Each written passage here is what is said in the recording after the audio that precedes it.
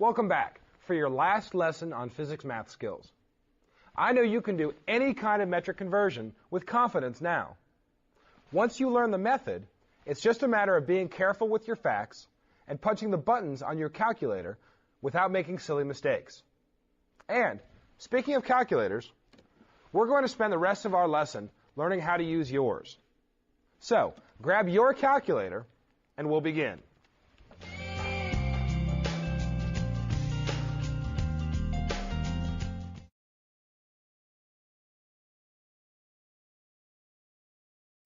It is very important that you bring your own calculator every day to class, or use the same one. Why? Calculators are different, and you want to be very familiar with yours. When you learned about scientific notation, we introduced you to Calculator Guy, the imaginary character who lives inside your calculator and does exactly what you tell him to do. You have to learn how to tell Calculator Guy what to do. Otherwise, he'll give you the wrong answer or the dreaded error message. That means he just can't do it that way. There are so many kinds of calculators that it would be impossible to show you how to use each one. But we'll show you the buttons you'll use frequently in this course and point out some things that your calculator will do for you.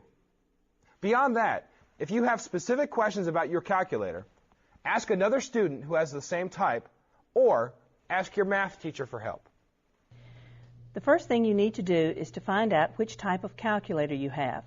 We'll divide them all into two basic types.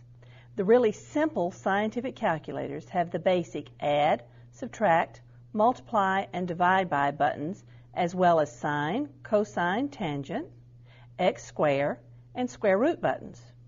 And it has an equal sign in the lower right corner.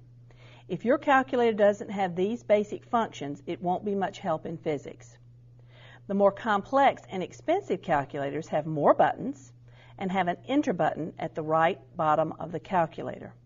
Because the calculators with the equal buttons are operated differently from those with the enter button, we'll use these two buttons to identify your type.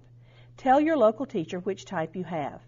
And it might be a good idea if you sit with another student who has the same type calculator as you. Local teachers, please pause the tape and make sure all of the students are situated and comfortable with their calculators.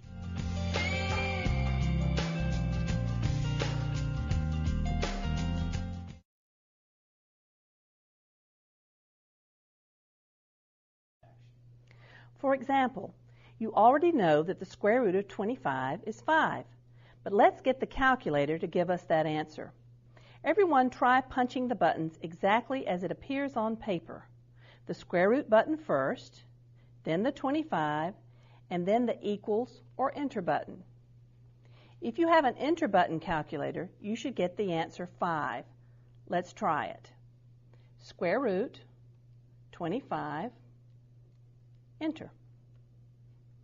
These kinds of calculators let you punch the buttons as you would write the same thing on paper.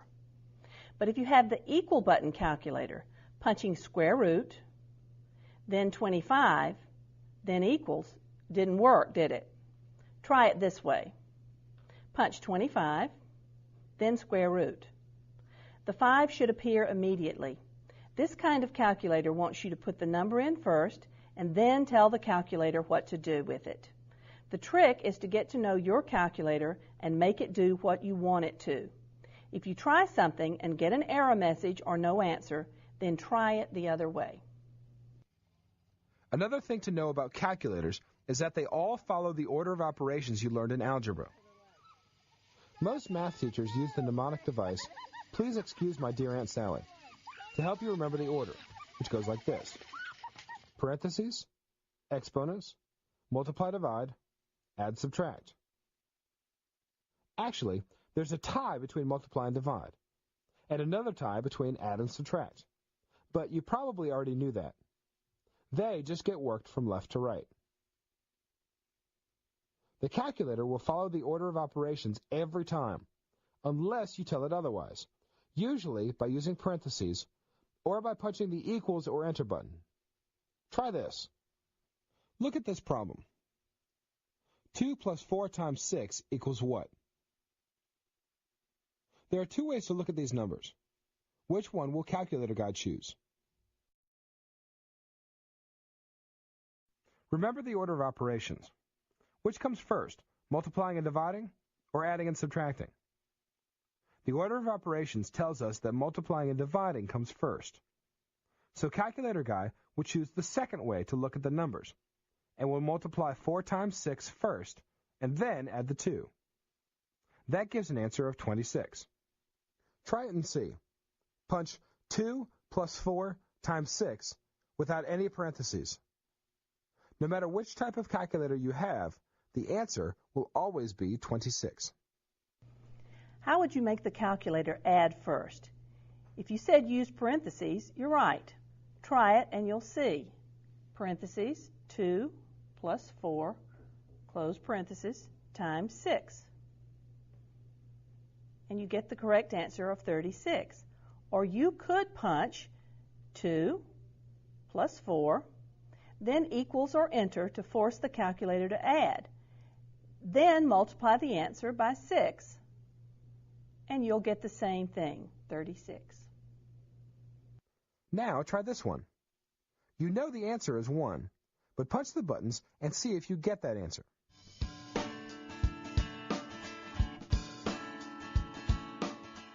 Many students make the mistake of punching 10 divided by 2 times 5. Listen carefully to what we just said. 10 divided by 2 times 5. Calculator Guy takes this literally and divides 10 by 2 and then multiplies that answer by 5, giving an answer of 25. This is not the same as 10 divided by 2 times 5. To get the correct answer of 1, you must punch 10 divided by 2 divided by 5. Or punch 10 divided by, parentheses, 2 times 5, close parentheses, then equal. It's very important to do this correctly, since so many conversion factor problems like this one involve dividing more than once. Try it. Did you get 0.06? That's the right answer. To get it, you must punch 6,000 divided by 100 divided by 1,000 equals or enter, or use parentheses here. Keep trying until you see how to get 0.06, or ask your teacher to stop the tape and get some help. Now, put your calculators down and don't touch them before you answer this question. If I punch 2 plus 4 and then the square button, will the calculator give me the answer 36 as in the first equation, or 18 as in the second equation? The answer the calculator will give you is 18. And the reason is that in the order of operations, exponents come before adding. When you punch the square button, the calculator will immediately square the last number you typed in, before it adds, subtracts, multiplies, or divides. Try it on your calculator and see.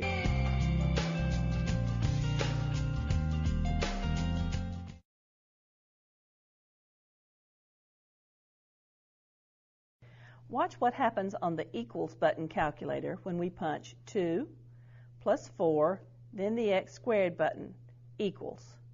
We get 18. Now watch as we punch the same buttons on the enter button calculator. 2 plus 4, then x squared, enter. We get the same thing. Both calculators follow the order of operations. There are several other buttons that act just like the square button and will be performed before operations such as multiplying and adding.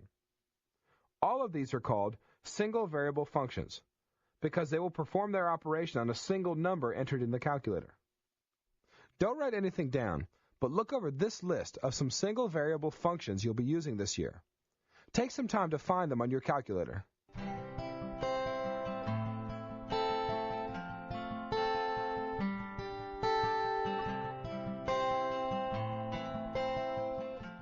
In the order of operations, exponent represents all the single variable functions. If you have an equal button calculator, try this. Find the log of 100. Which do you type first, 100 or log? You'll see that this type of calculator requires you to type the number first and then the function button. You get the answer 2. If you try it in the other order, by typing log first, you'll get an error message. But enter button calculators require you to punch the buttons in the same order that you would write the operation on paper. We punch log, then 100, and then enter. We get 2. Try it. Keep trying until your calculator will give you the correct answer. The only thing that will be performed before single variable functions are operations in parentheses. They are at the head of the list. So if you want to do any operation before another above it on the order of operations, use the parentheses. Try this one.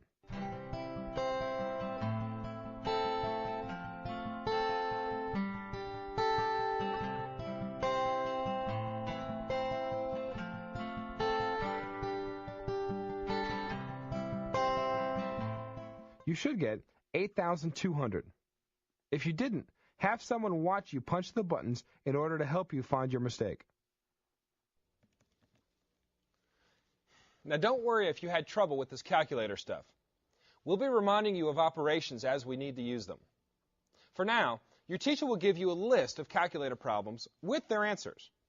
Practice punching the buttons of your calculator until you get the right answer. And don't hesitate to ask for help. Your teacher will be glad to help you or find someone who can. And remember, always bring your own calculator to class. Otherwise, you might have to use one that operates differently and get confused. Practice, practice, practice the skills you've learned from this lesson, because you'll have a quiz before we are ready to start something new. So this is one time a teacher will tell you to go ahead and punch it out. See you soon.